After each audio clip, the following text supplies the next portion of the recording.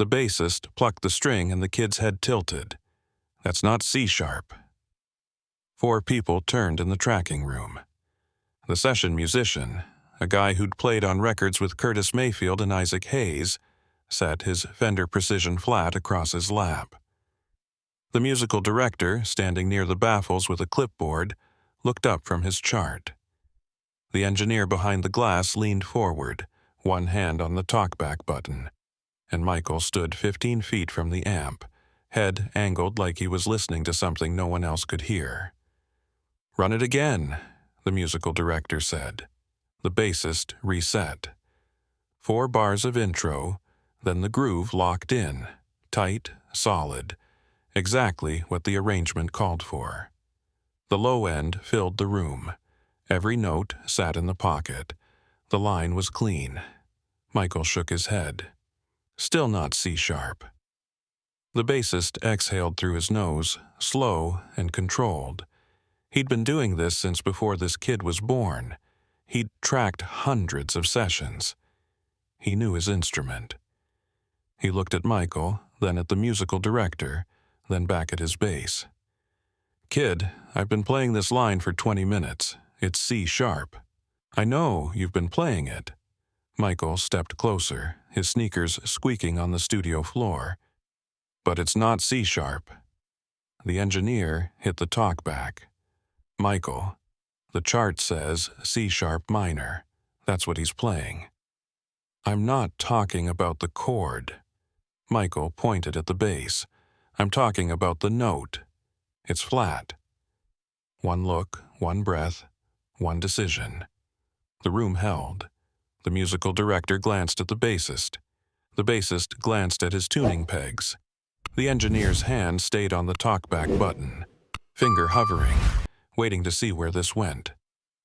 This was Chicago, 1971. The studio had tracked Ramsey Lewis, Rotary Connection, half the Chess Records catalog. The session players were union professionals who showed up on time, played the chart, collected their check. And now a 7th grader in a blue turtleneck was telling a seasoned bassist his tuning was off. Michael. The musical director's voice stayed even, but his jaw tightened. "We've got 2 more songs to cut before lunch. Can we keep moving?" "Not if the bass is out of tune. The bass isn't." "It is." Michael's voice didn't rise. He wasn't arguing. He was stating a fact. "Not by much, but it's flat."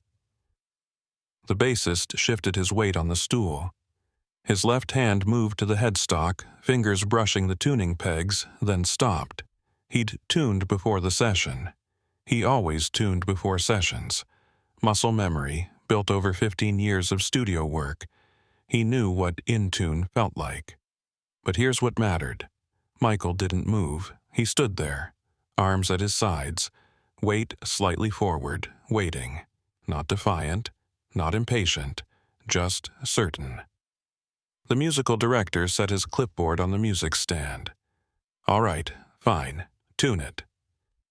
The bassist reached for the tuning peg on the G string, the one that controlled the C-sharp he'd been playing. He twisted it a quarter turn clockwise, tightening the string. He plucked the note. It rang out, clear and strong.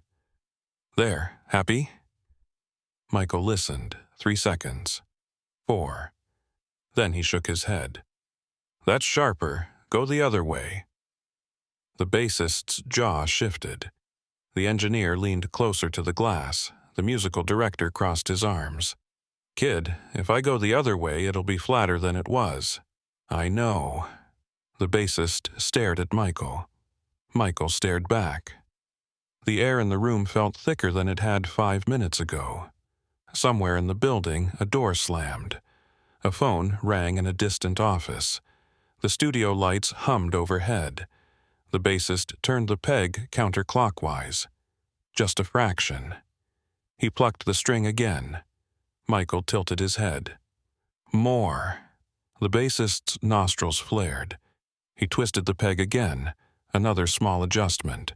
He plucked. The note hung in the air. Michael nodded. "That's closer, but it's still not right."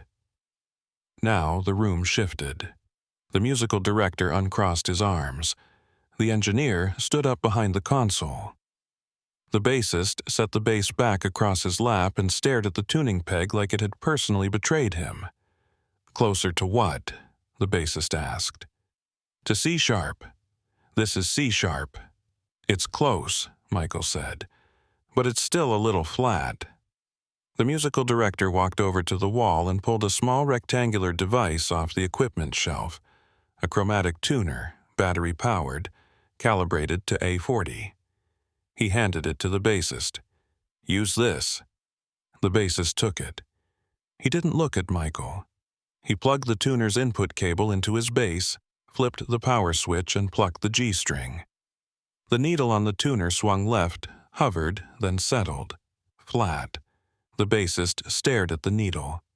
The musical director leaned over his shoulder. "How much?" the musical director asked. "2, maybe 3. The engineer's mouth opened slightly. Silence. Not the kind that comes from waiting, the kind that comes from being wrong, the kind that sits in your throat like a stone. Michael stood in the same spot, hands at his sides, patient. He wasn't smiling, he wasn't gloating, he was just waiting for them to fix it so they could keep working. The bassist adjusted the tuning peg. The needle crept right. He plucked again. The needle centered. He unplugged the tuner, set it on the stool beside him, and looked at Michael. "Now?" Michael nodded. "That's it." The bassist played the line. 4 bars. The groove came back. The low end sat exactly where it should. The engineer leaned back in his chair. The musical director picked up his clipboard. And the session moved forward like nothing had happened. But something had. And here's what most people don't realize. 2 cents flat is nothing. Most musicians wouldn't catch it. Most listeners definitely wouldn't. It's a difference so small it barely registers on professional equipment. But Michael had heard it. Not guessed it. Not felt something was off. He'd heard the exact frequency deviation between what the bassist was playing and what the note should be. The rest of the session ran smooth. They laid down the bass line, added guitar, tracked drums. Michael sang his lead vocal in 3 takes. The engineer rolled tape. The musical director checked his watch. The bassist played his parts without looking at Michael again. Between takes, the bassist stood up, stretched his back, and walked over to the water cooler. The engineer joined him. They didn't say much. The bassist filled a paper cup, drank it, crushed the cup, tossed it in the trash. "How'd he hear that?" the engineer asked. The bassist shook his head. "I don't know. 2 cents, I know what it is." The engineer nodded. They both did. 2 cents was the difference between in tune and slightly out of tune. It was the margin professional musicians worked within every day without thinking about it. And a 12-year-old had caught it from across the room. The musical director called everyone back. They set up for the next song. The bassist checked his tuning before they started. He plucked each string, watched the tuner needle, made micro-adjustments. He didn't usually do this mid-session, but he did it now. Michael sat on a stool in the corner, swinging his legs. His feet didn't touch the floor. He hummed the melody they'd just recorded, fingers tapping rhythm on his knee. He wasn't thinking about the tuning thing. He was thinking about the bridge, whether the harmony should double the lead or sit a third below. Something had changed in him. He wasn't proud. He wasn't waiting for praise. He was already focused on the next thing. The engineer hit record. The band played. Michael sang. The session rolled on. And when they wrapped, 3 hours later, the bassist packed his instrument in silence. He wiped down the strings, loosened the strap, clicked the case shut. The musical director walked over as the bassist headed for the door. "Hey, good session." The bassist nodded. "Yeah, that kid's something." The bassist paused, hand on the door handle. He didn't turn around. "Yeah, he is." He left. The door clicked shut behind him. The studio went quiet. The engineer powered down the console. The musical director gathered his charts, stacked them in order, slid them into a leather folio. That's when everything shifted. Not in that session, not even that month, but in every session after. Because once the word got out, and it did get out, because session musicians talk, that Michael Jackson could hear a 2-cent tuning variance from across a tracking room, people started showing up ready. Bassists tuned twice. Guitarists checked intonation. Piano techs calibrated more carefully, not because they were afraid of being embarrassed, because they respected the work. And Michael cared about the work. By the time Michael turned 13, session players asked him to check their tuning. "Does this sound right to you?" He'd listen, then answer. And he was always right. By 15, he was suggesting chord voicings. What if the bass plays the root and the guitar takes the fifth? The arrangers would try it, and it would sound better.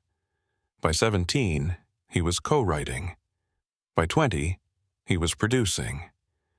And it all started here in a room where a kid said, "That's not C-sharp," and a professional bassist had to pull out a tuner to prove the kid was right. Remember, Michael was still 12. He still went home and watched TV. He still got in arguments with his brothers. He still had to ask permission to use the phone. But in the studio, he was something else.